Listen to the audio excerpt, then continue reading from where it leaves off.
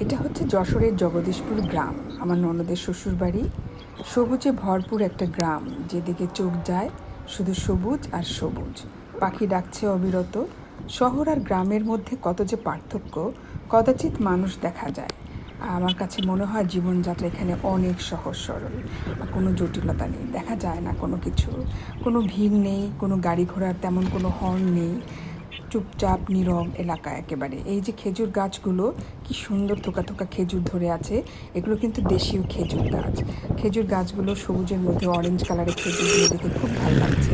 আর এই খেজুরগুলো যখন পেকে যায়, এই খেজুরের রস দিয়ে খেজুরের গুড় বানানো হয়।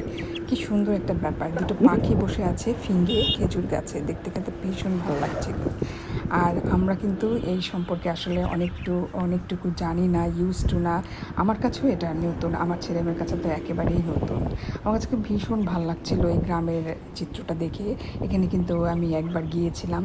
আমার কাছে ভীষণ ভালো লাগছে এই সবুজ গ্রামটা। আসলে মাঝে মাঝে যে নিজেদের গ্রামগুলোতে সবারই যাওয়া উচিত। এর সুন্দর ছায়া সবুজে ভরপুর গ্রামগুলো দেখতে কিন্তু ভীষণ মায়া।